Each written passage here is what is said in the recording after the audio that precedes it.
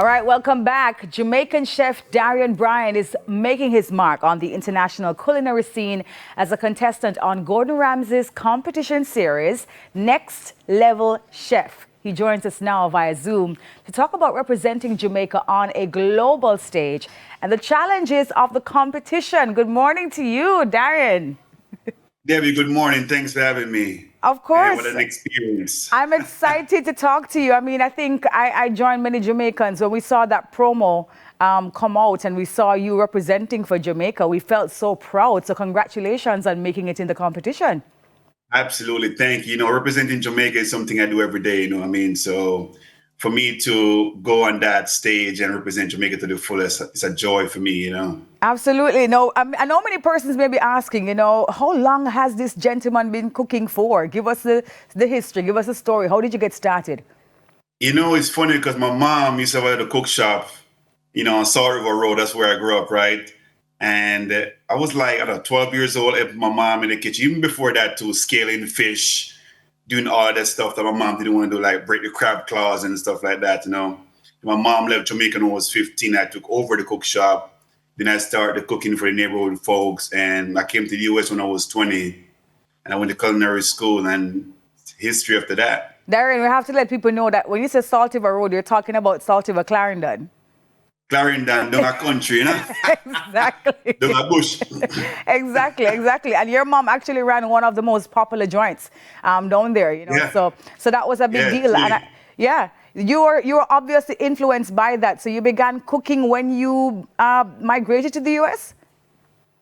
Yeah, so I've been cooking back in Jamaica, but it's not like on a big scale, right? Yeah, on an international level. Yeah. Yeah, international level. I went to culinary school when I came to the US, did hospitality. So I got a 4-year degree. So I pretty much work back in front of the house. I train chefs, bartenders, servers. I do it all.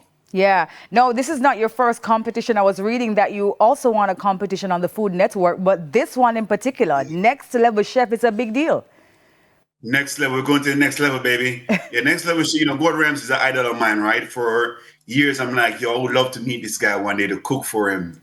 And I got the opportunity to be in his presence and for him to taste my food. And I cooked chicken back for Gordon Ramsay. People were going crazy, like, yo, Ramsay and yam chicken back. I said, of course, you have to try all of the Jamaican stuff, you know what I mean? Yeah, no, seriously. Of course, you had to bring him over on our side. No, I have to ask about, entering the competition. Of course, you just mentioned that Gordon Ramsay is a big, influence for you, but also making it this far in the competition, though. What has it been like?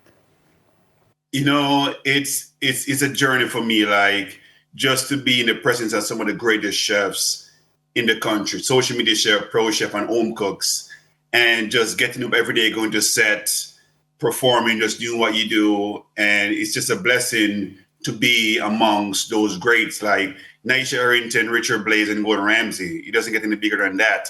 And being in your presence every day, I'm like, wow, it's a dream come true. Yeah, and I'm very grateful for that. what has the competition been like so far, though? Has it been very difficult for you?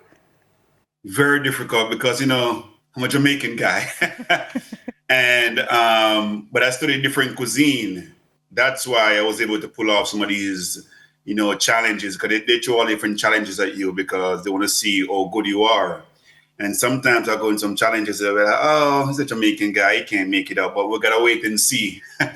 It's this show run until May, so every week somebody go home. So next week you'll see me back again battling.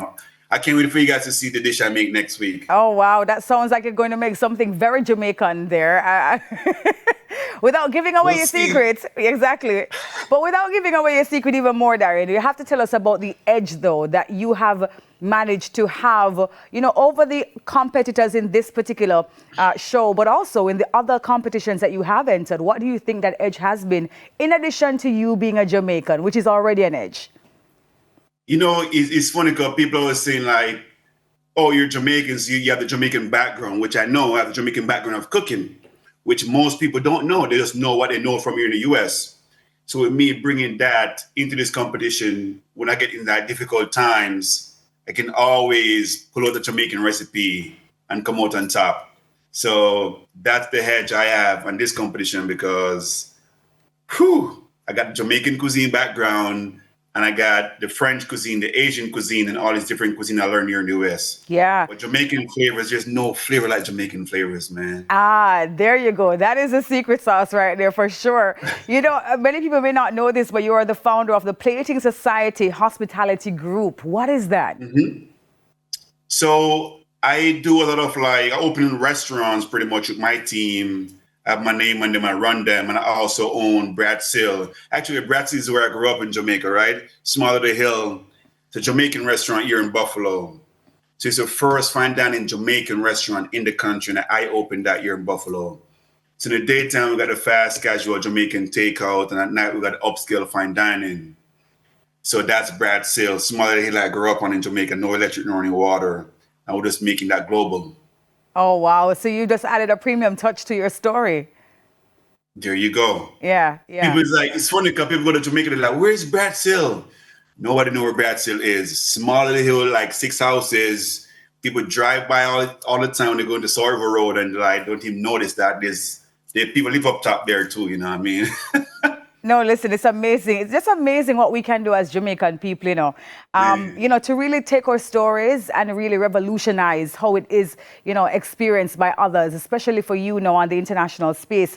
You have to tell us though, Darian, what happens if at the end of this competition, you walk home with that US $250,000?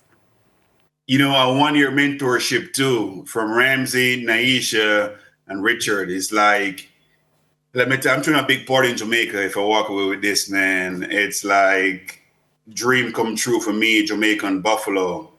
Well, guess we gotta wait to see what happened though, you know? So keep cheering me on every Thursday night on Fox. You know, let's get it.